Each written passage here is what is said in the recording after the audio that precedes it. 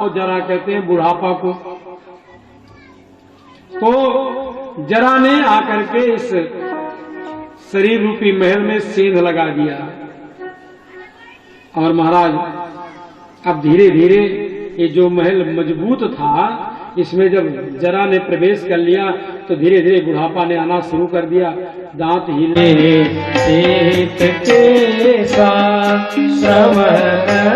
समीप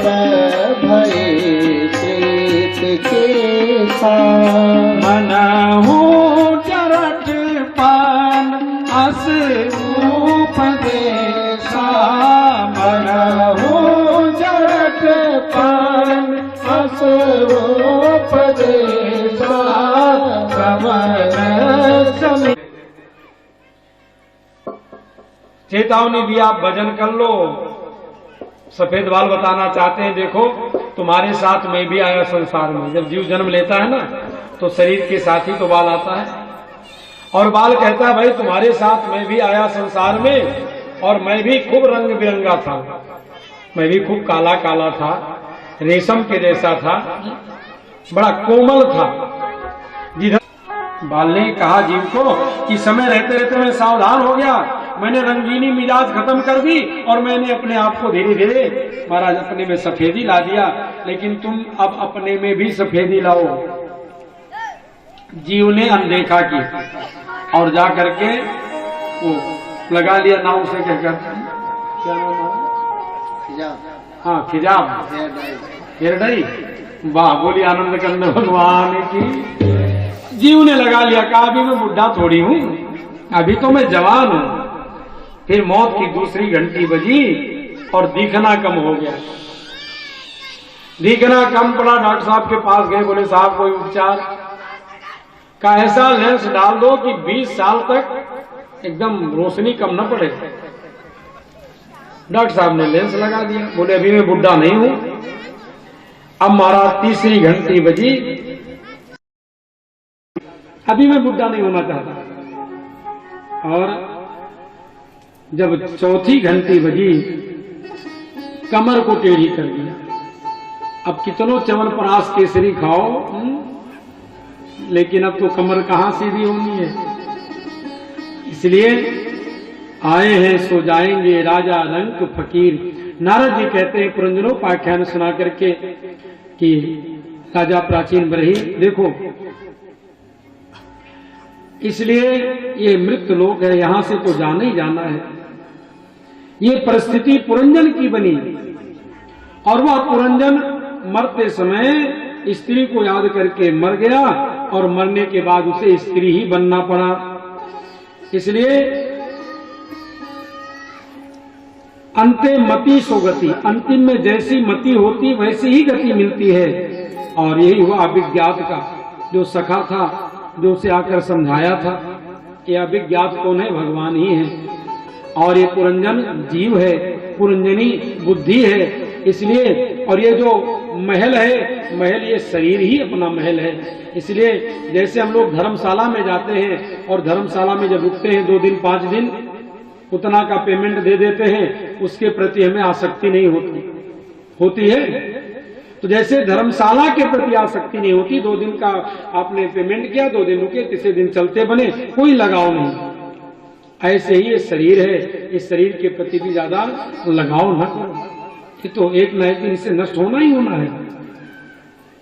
अपने जीवन को संभालो, कोई किसी के साथ जाता नहीं।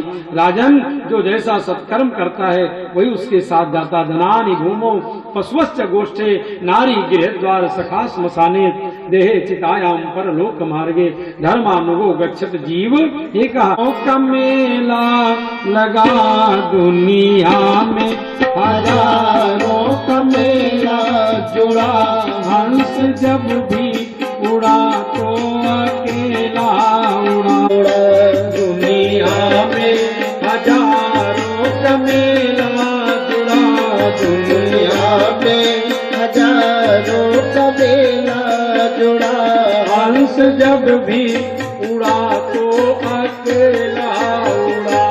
हंस जब भी नानी रही, न बुढ़ापा रहा, न जवानी रही,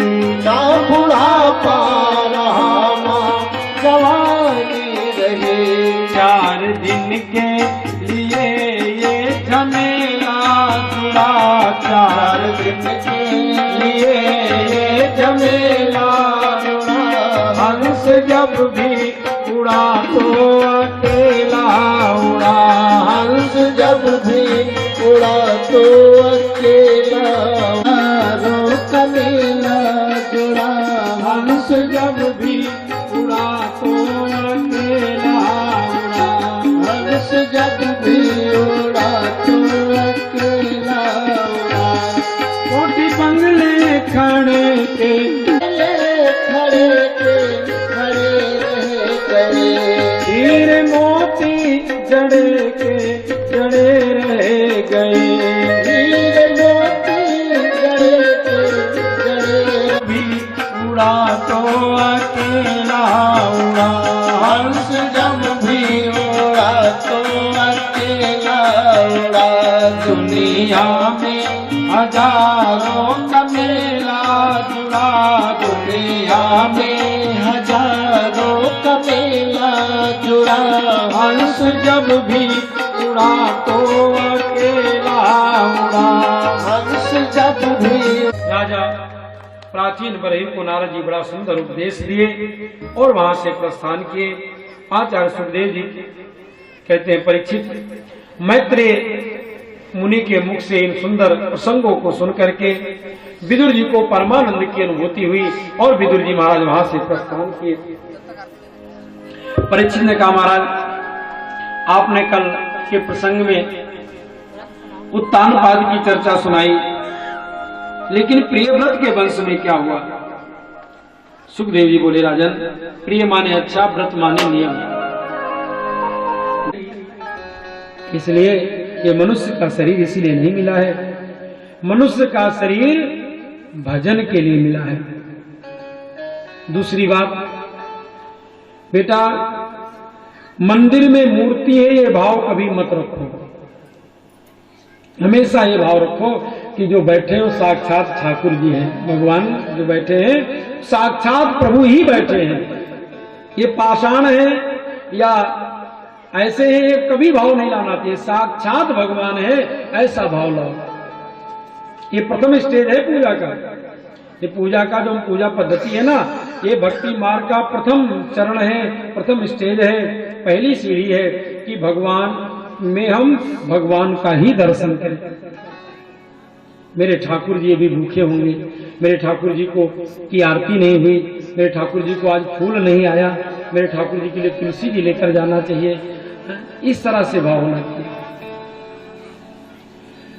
और घर में जो भी बने, तीसरा नियम, भगवान को खिलाकर खाए। तुदीयम वस्तु गोविंद तुभ्यम मेव समर्पय, तुम्हें निवेदित भोजन करही। जो कुछ भगवान का है भगवान को समर्पित करना, ये सब नियम है। तीसरी बात, जो चीज भगवान को अर्पण हो जाए उस पर पैर न पड़े। जैसे तुलसी पत्ता है, फूल है, ये सब बहुत संभाल, इसे निर्माल्य बोलते हैं, बहुत संभाल कर रखे और प्रवाहित कर दे या कहीं ऐसे जगह रखे जहाँ पर वो सुरक्षा। दामोदर कुंड नेपाल में पड़ता है, वहां जाकर भरत जी ने कठिन तपस्या प्रारंभ कर दी। वहां पे सहस्त्रधारा है, वहां से ही शालिग्राम भगवान का दर्शन होता है। लोग वहीं से शालिग्राम को लाते हैं, यहाँ से तुलसी का बिरवा लेकर जाते हैं और जैसे उस नदी में स्नान करते हैं भगवान अपने आप ऊपर आ जाते हैं। फिर भगवान को लोग अंजलि में करके ले आते हैं, अपने यहाँ मंदिर में विराजमान करके ठाकुर जी की सेवा करते हैं। उनकी भी प्राण प्रतिष्ठा नहीं होती, अपने आप में प्रतिष्ठित होते हैं। आए थे हरिभजन को होटल लगे कपास। भरत जी आए भजन करने के लिए, लेकिन देखा एक हिरनी है, गर्भवती है, पानी पीने आई थी उसी सरोवर के पास, नदी के उस तट पर।